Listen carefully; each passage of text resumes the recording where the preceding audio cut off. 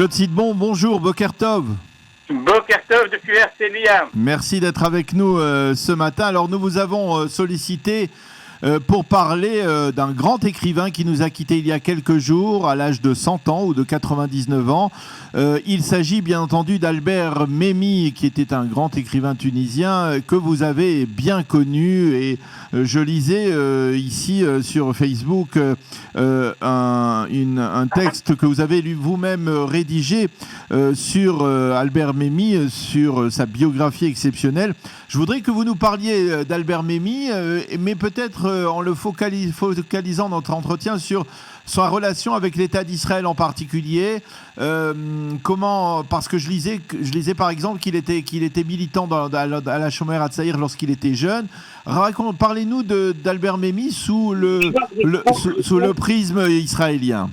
Je trouve que vous avez tout à fait raison de me poser la question sur ce prisme-là, parce que, comme vous imaginez, j'ai, avec mes lunettes grossissantes, lu pratiquement tout ce qui a paru dans la presse et sur les réseaux sociaux.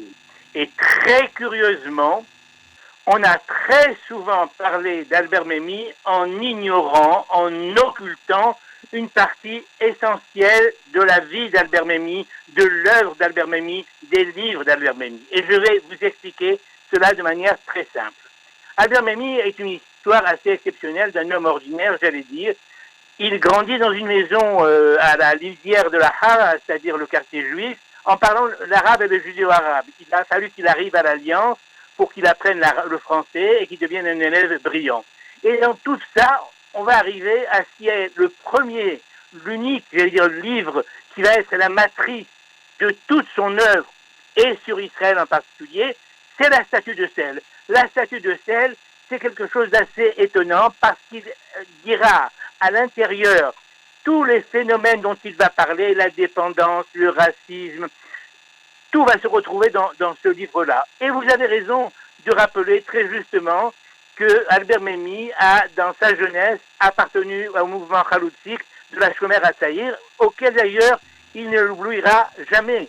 Parce que je tiens à rappeler une histoire, si vous voulez, dont l'université hébraïque ne pourra pas être très fière. Je ne veux pas rappeler le nom de ce professeur qui, venant à Paris au début de l'indépendance d'Israël, cherchait des enseignants francophones, voit Albert Memmi, il est déjà un élève brillant, et apparemment tout allait se passer comme il faut, lorsqu'à un moment donné, ce professeur a compris qu'Albert Memmi était à la Shomer Hatzair. Et plac, Israël a perdu un immigrant et nous avons gagné un écrivain. Donc ça c'est déjà la deuxième partie d'Israël. Ce qui est important... Ça veut dire qu'il y avait à l'époque à l'université hébraïque des écrivains de la droite nationaliste qui... Non, je ne sais pas. Ce que je sais, c'est que cet enseignant a empêché Albert Memmi, parce qu'il était à la Shomer Hatzair, de faire partie de l'université hébraïque. Et ça, c'est grave. J'ai fait un colloque international à Vandir. Il y avait des enseignants de l'université hébraïque qui sont... Moi, je n'ai pas prononcé le nom, et je ne le prononcerai pas. Oui. Il y avait 4 enseignants qui m'ont dit, mais c'est tout à fait vrai, on connaît ce bonhomme, il est ce qu'il est. Bon, bref, Israël a perdu un écrivain. Et alors, donc Israël était présent depuis depuis son adolescence, sa jeunesse, c'était présent dans l'esprit d'Albert Memmi. Tout à fait. Alors on continue. Quand il finit la statue de sel, qui a été d'ailleurs préfacée par Albert Camus, il va avoir comme une espèce de poupée russe tous les problèmes dont on parle. Et en particulier, pour ce qui concerne Israël, écrit 2 ouvrages, le portrait du juif et la libération du juif.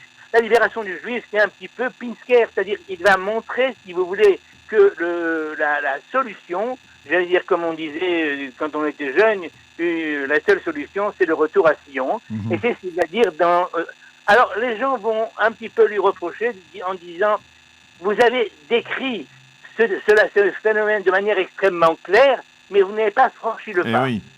Alors, ça, c'est une question pertinente sur laquelle, l'Aliyah, qui mieux que vous, mon cher Daniel, savez que l'Aliyah est un phénomène tout à fait personnel. Mais par contre, et ça, c'est ce côté personnel sur lequel je voudrais insister, il me disait récemment Claude, tu as réalisé un petit peu ce que je n'ai pas pu faire. Je dis, mais enfin, mais quoi? Il m'a dit, tu as permis aux éditions Carmel de traduire 2 livres en hébreu, Le racisme et le portrait du colonisé. Tu as permis à l'université de Bercheva de donner le doctorat honoris causa. C'est quand même quelque chose. Et enfin, je lui ai organisé à l'Institut Van Leer un colloque international de 3 jours sur son œuvre avec des gens qui sont venus du monde entier. Et le colloque a été présidé par un ami d'Albert Memmi, Shimon Peres, qui était Premier ministre à l'époque. C'est-à-dire donc que Israël, c'est un peu son radium. C'est un petit peu... D'ailleurs, on va lui reprocher, quand, dans un certain livre paru en 1974, qui s'appelle Juifs et Arabes, que les gens n'ont pas aimé. Vous savez pourquoi? Parce qu'il a dit la chose suivante. Il a dit qu'en dehors de la Shoah, si on associait tous les petits pogroms, Tétouan, Constantine, Gabès, Bagdad, eh ben, on a autant de morts.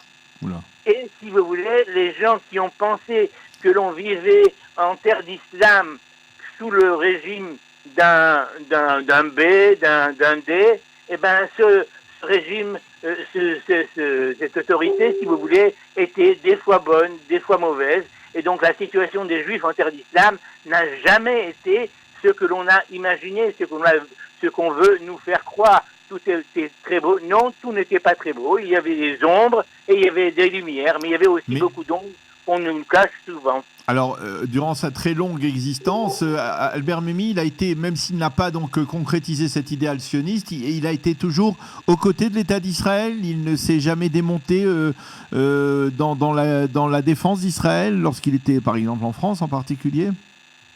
Vous avez tout à fait raison. Il a été aux côtés d'Israël au moment de la guerre de Kippour, au moment de la guerre des 6 jours, à tous les moments, à tous les colloques. Il a dit haut et fort qu'Israël fait partie de sa vie, que c'est une chose essentielle, mais pas parce qu'il est né à Tunis ou qu'il était à la Jumeirah Zahir, mais il soutient Israël de manière intellectuelle parce qu'il faut. Israël est un mouvement de libération nationale et les gens ne veulent pas accepter que c'est un mouvement de libération nationale.